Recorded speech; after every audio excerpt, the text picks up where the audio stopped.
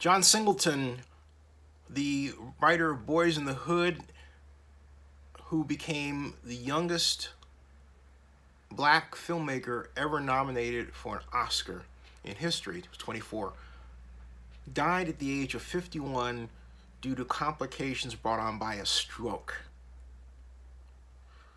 John Singleton has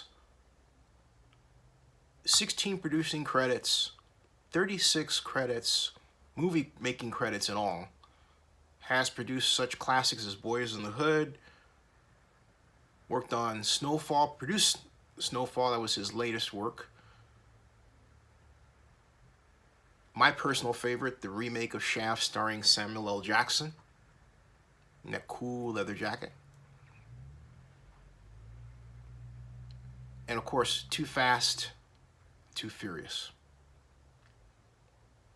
But at 51, where your life is cut short that early,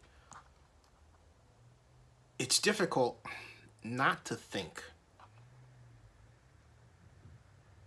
what more greatness would John Singleton have brought us if he were on track to live into his 90s?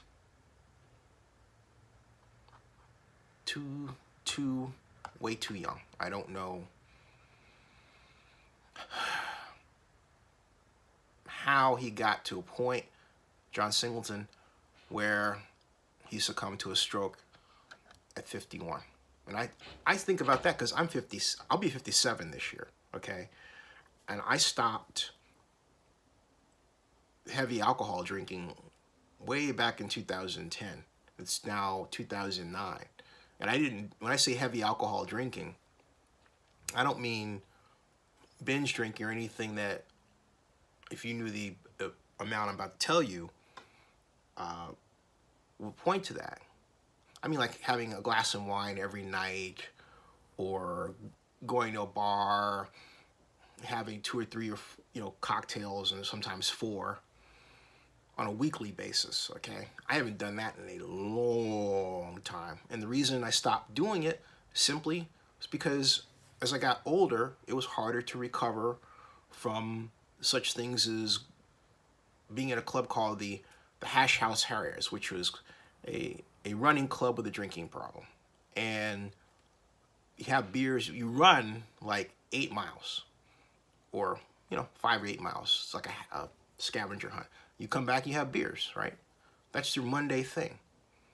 But if you have to get up Tuesday and go to a meeting for work, rats are ruck, Roy, man. So stuff like that I had to just cut out, okay? And I made that decision on my own. There wasn't anything where I said, okay. It was a doctor that said that, right? Nothing. It didn't come to that. It was me. I simply like feeling good in my 50s. I like having a healthy life that way. I don't know what happened to John that he had a stroke at 51. A large part of me is afraid to ask, dude, what did you do? I mean, was it heavy partying? I mean, look, he had a settlement for, I think he wanted $20 million over a dispute. I believe it was with Warner over Hustle and Flow, and they came to a settlement right before they were head into court.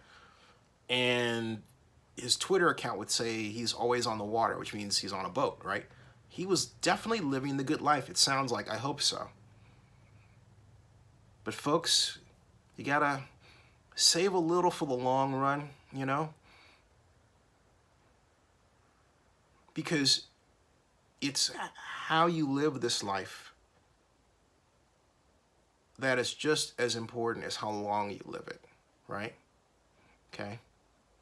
So you want to be healthy enough to be there for the people who love you.